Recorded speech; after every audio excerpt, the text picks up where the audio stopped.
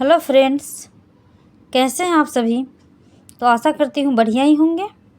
तो आज मैं बताऊँगी आप लोगों को मापन की विशेषताएं एवं उसकी सीमाएं, कमियां और उद्देश्य और इसके निष्कर्ष, आवश्यकता सारे मैं आज आप लोगों को बताऊंगी इस वीडियो में। इससे पहले क्लास फर्स्ट में मापन के अर्थ एवं परिभाषाएं अनेकों मनोवैज्ञानिकों के द्वारा जो दिया गया है हमने बताई हैं। ये क्लास 2 के नाम से रहेगा, तो आप लोग इसको देखिए। आज मैं बता रही हूँ आपको मापन की विशेषताएं। मापन की विशेषताएं हैं जैसे कि 1 नंबर 2 नंबर करके लिखे हैं, इसमें 5 हैं। 5 में आप लोग 3 4 या 5 लिख सकते हैं, जितना भी हो सके। इस तरह से एग्ज़ाम में नंबरिंग करके विशेषताएं लिखा जाता है। जिसमें है मापन की 1 नंबर में है मापन की इकाइयाँ निश्चित नहीं होती हैं। प्रत्येक व्यक्ति के लिए इसके अंक, संख्या, ग्रेड या प्रतिशत समान नहीं होते हैं। मापन का अर्थ ही होता है मापना। तो अगर व्यक्ति अलग अलग होंगे तो मापन भी अलग अलग ही होंगे। सारे व्यक्ति के अपने अनुसार, उनके अनुसार उनका मापन किया जाता है, तो उनकी मापन अलग अलग ही होंगे, उनके प्रतिशत समान नहीं होंगे। यही है। दूसरा में है मापन से यह ज्ञात होता है कि किसी व्यक्ति की शैक्षणिक योग्यता कितनी है। मापन के द्वारा किसी व्यक्ति के अगर शिक्षा को मापा जाए तो उसकी शैक्षणिक योग्यता को मापने के बाद ही पता चलता है इसकी शैक्षणिक योग्यता कितनी है। जब तक किसी व्यक्ति को मापा नहीं जाए तब तक नहीं समझा जा सकता है कि उसे किस विषय में कितना नॉलेज है और किस विषय में कितनी कम नॉलेज है। वही है, मापन व्यक्ति के मूल्यांकन में सहायक होता है। इससे वस्तुओं का अंक प्रदान किया जाता है। मापन मूल्यांकन का ही एक भाग होता है। फिर 5वें नंबर में है मापन एक आधुनिक प्रमाणीकृत विधि है। अब है मापन की सीमाएं या कमियां। इस तरह से है, ये भी नंबरिंग में ही है। 1 नंबर में है मापन के अंतर्गत हम जिन शील गुणों का मापन करते हैं वे अमूर्त एवं सूक्ष्म होते हैं। यही नहीं, उसका आशय विभिन्न वर्गों के लिए भिन्न होते हैं। क्या हुआ, मापन के अंतर्गत हम जिस शील गुणों का मापन करते हैं वे अमूर्त एवं सूक्ष्म। अमूर्त मतलब होता है जिसको हम देख नहीं पाते हैं, एवं सूक्ष्म मतलब छोटे। यही नहीं, उसका आशय विभिन्न वर्गों के लिए भिन्न होते हैं। फिर दूसरे नंबर में है मापन के द्वारा हमें किसी व्यक्ति या प्रक्रिया के बारे में मात्र सूचनाएं मिलती है, यह कोई निर्णय प्रदान नहीं करता है। मापन करने से किसी व्यक्ति के बारे में सूचना ही प्रदान किया जाता है, निर्णय नहीं लिया जाता है कि इसको अब क्या किया जाए, कैसे किया जाए, इसमें किस तरह से सुधार किया जाए, उससे निर्णय नहीं लिया जाता है। मापन के द्वारा मापकर उसका मापन या ग्रेड, प्रतिशत ही निर्धारित किया जा सकता है।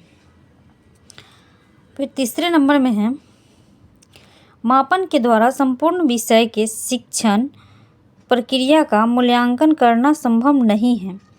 मापन के द्वारा संपूर्ण विषय के शिक्षण प्रक्रिया का मूल्यांकन करना संभव नहीं है। मापन के द्वारा जिस विषय का मापन करेंगे उसी के विषय के बारे में जान सकते हैं।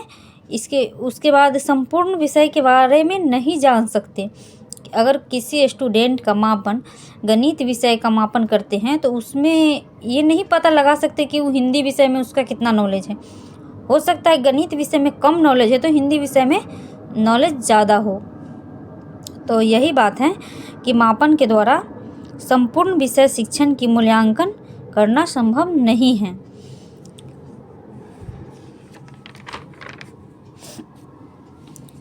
इसके बाद है चौथे नंबर में मापन के द्वारा बालक की आवश्यकताओं, रुचि, योग्यता इत्यादि का ध्यान नहीं रखा जाता है। फिर 5वें नंबर, मापन के अंतर्गत मापी जाने वाली विशेषताएं अभौतिक, अस्थिर तथा परिवर्तनशील होना मापन की प्रमुख सीमा है। अधिकांशशील गुण व्यक्ति के व्यवहार से संबंधित होता है। ये रहा मापन की कमियाँ। मापन की कमियाँ भी 5 हैं। इसमें से आप लोग इसी तरह से अपने एग्ज़ाम में लिख सकते हैं। 5, 4 ये जितना भी हो सके, इससे ज़्यादा भी बढ़ा कर लिखिए। अब बताएंगे आप लोगों को मापन का उद्देश्य। मापन के उद्देश्य भी 5 हैं। इसमें इसी तरह से 5, अगर कम से कम एग्ज़ाम में हो ना, ज़्यादा ना हो तो 5-5 टॉपिक ज़रूर लिख सकते हैं, 5 नंबर देकर। इतना ऐसा तो बहुत हो जाता है। मापन का उद्देश्य, विशेषता, अर्थ, परिभाषा लिखते लिखते तो कम से कम 3 लिखेंगे, उससे ज़्यादा अत्यधिक जितना चाहे लिख सकते हैं, इससे कम नहीं। तो मापन का उद्देश्य है मापन के द्वारा छात्रों का चयन करना। दूसरे नंबर में मापन के द्वारा किसी वस्तु का वास्तविक अंक प्रदान करना। फिर तीसरे नंबर में है मापन का उद्देश्य है कि किसी एक व्यक्ति का तुलना दूसरे व्यक्ति के साथ करना। चौथे नंबर में है मापन के द्वारा छात्रों का चयन करना, शैक्षिक मानकों का निर्धारण करना। अब उसके बाद मापन का महत्व जानेंगे कि मापन का महत्व क्या होता है।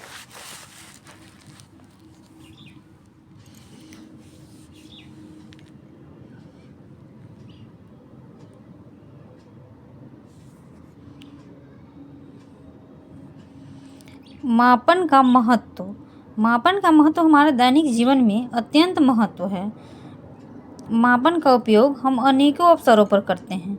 सोते जागते, स्कूल में, घर में, कहीं भी हो तो हमें मापन की आवश्यकता पड़ती है। जैसे कि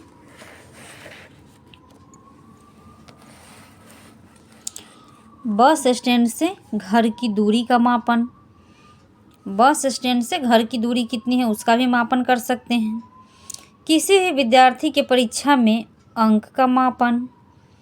फिर तीसरे नंबर में किसी व्यक्ति की लंबाई, चौड़ाई आदि का मापन।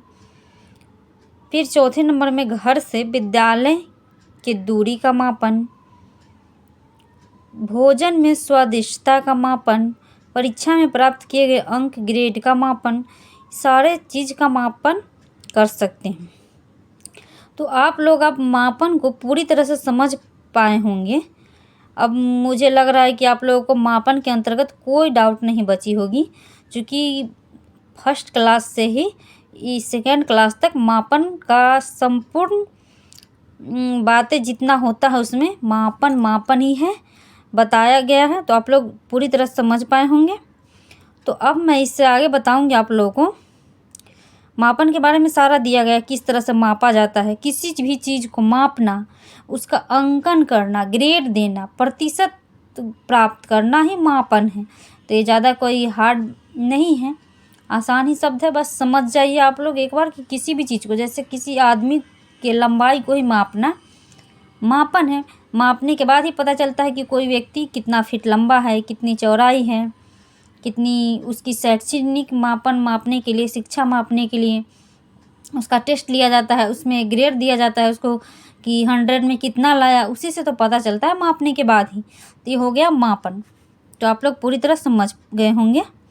अब मापन के निष्कर्ष निकालेंगे। जैसे हर एक लॉन्ग क्वेश्चन में एक निष्कर्ष जरूरी होता है, जो कि निष्कर्ष लोग अपने मन से लिखते हैं।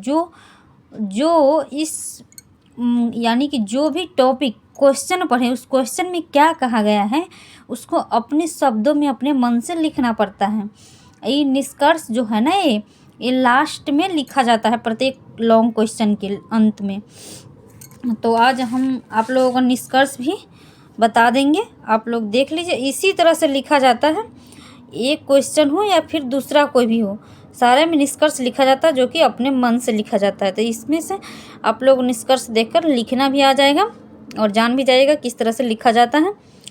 उपर्युक्त कथनों से स्पष्ट है कि मापन के द्वारा ही विद्यालय या दैनिक जीवन के कई क्षेत्रों में इसका उपयोग किया जाता है। इसका स्टार्टिंग इसी तरह से होता है निष्कर्ष का। उपर्युक्त कथनों से यह स्पष्ट है कि ऐसे लिखकर जो कहा गया है इस क्वेश्चन में वो लिखेंगे। तो इसमें है मापन के द्वारा ही विद्यालय या दैनिक जीवन के कई क्षेत्रों में इसका उपयोग किया जाता है। किसी भी अंक को मापने के लिए ग्रेड देने, परिणाम निकालने, प्रतिशत निकालने आदि क्षेत्रों में उपयोग करते हैं। अतः मापन का हमारे दैनिक जीवन में बहुत ही योगदान है। तो ये रहा आज मापन से रिलेटेड सारे था, जो मापन का उद्देश्य, परिभाषा, महत्व सारे बता दिए आप लोगों को। आशा करती हूँ कि आप लोगों को मेरा ये वीडियो पसंद आया है। आप लोगों को कैसा लगे वीडियो ज़रूर बताइएगा कमेंट करके कि आप लोग समझ पाएँ कि नहीं पाएँ, आपके एग्ज़ाम के लिए हेल्पफुल है या नहीं है। तो मेरा वीडियो पसंद आया तो लाइक एंड सब्सक्राइब ज़रूर कर दीजिएगा। Thank you.